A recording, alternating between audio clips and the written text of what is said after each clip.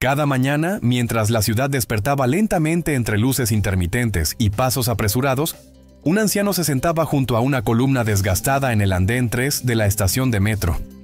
Su cabello era blanco como la nieve, su barba descuidada y sus ojos, siempre cerrados, no habían visto el mundo desde que tenía 27 años. En sus manos temblorosas, un violín envejecido se convertía en su voz. Tocaba todos los días, incluso cuando nadie se detenía a escuchar. Su nombre era Elías. Alguna vez fue profesor de música, un violinista de concierto que había recorrido Europa. Pero un accidente automovilístico le robó la vista, y poco a poco, también a sus alumnos, su trabajo e incluso su hogar. Todo lo que le quedaba era ese violín y el recuerdo de cómo se siente la música cuando nace del alma. La gente pasaba junto a él sin mirarlo.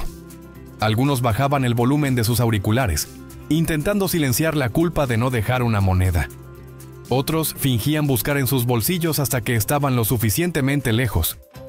Elías lo sentía todo, incluso sin ver.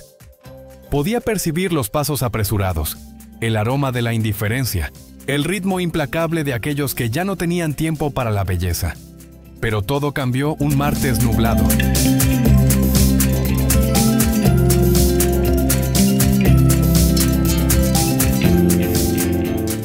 Clara tenía 6 años. Sostenía la mano de su madre mientras ella hablaba por teléfono y revisaba el horario del tren. La niña llevaba un abrigo rojo brillante, 2 coletas desordenadas y zapatos que hacían un sonido gracioso al caminar. De pronto, Clara se detuvo. Había escuchado algo, una melodía, triste y hermosa, una mezcla entre Clair de Lune y un lamento gitano, como un suspiro que alguien había contenido durante años. Sin que su madre lo notara, Clara soltó su mano y caminó hacia la música.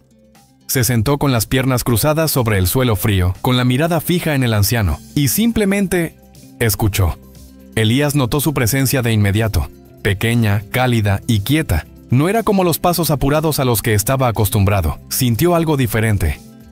¿Qué está tocando, señor?, preguntó Clara con suave curiosidad, rompiendo el hechizo. Elías se detuvo. No había escuchado una voz dirigida a él en semanas. «Toco lo que recuerdo», respondió con una tímida sonrisa. «Lo que mi corazón se niega a olvidar». Clara asintió, como si lo entendiera perfectamente. «¿Puedo cantar mientras usted toca?». Elías dudó. Nadie le había hecho una petición así desde que era joven, pero asintió. Volvió a levantar su violín y dejó que sus dedos buscaran las cuerdas. La melodía era suave, como una canción de cuna. Clara, con una voz clara y dulce, comenzó a cantar una canción infantil que su abuela solía tararearle antes de dormir. No era perfecta, se equivocó en algunas letras, pero la honestidad de su voz llevaba una belleza que ninguna grabación de estudio podía igualar. La gente empezó a detenerse. Primero 2 estudiantes universitarios, luego un padre con su hijo pequeño, después una anciana con lágrimas en los ojos. En menos de 5 minutos, más de 20 personas se habían reunido alrededor de Clara y el viejo músico. Algunos grababan con sus teléfonos, otros permanecían en silencio, como si presenciaran algo sagrado. La madre de Clara, alarmada, empujó entre la multitud para encontrar a su hija. «Clara, te dije que no soltaras la mano», empezó a decir, tomándola del brazo. Pero antes de que pudiera alejarla, la multitud estalló en aplausos. Clara sonrió. Elías bajó su violín, confundido pero agradecido. «¿Puedo volver mañana?», preguntó Clara con los ojos fijos en él. «Si tu madre está de acuerdo, por supuesto», respondió Elías con dulzura.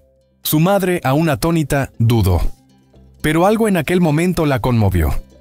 Aquel hombre ciego y solitario había logrado que su hija se detuviera, por primera vez en semanas. Clara solía ser un torbellino, siempre mirando pantallas, corriendo, saltando. Pero frente a este desconocido se había quedado quieta. Había escuchado e incluso había cantado.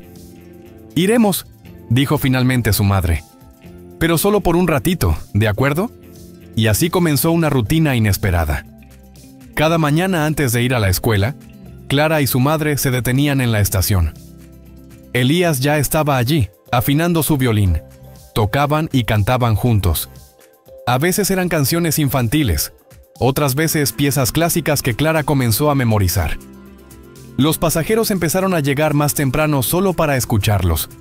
Un día, un productor musical que viajaba por trabajo se detuvo, como tantos otros. Grabó un breve video y lo compartió en redes sociales. En pocas horas, el video se volvió viral. Un hombre ciego toca el violín en el metro. Una niña cambia su vida.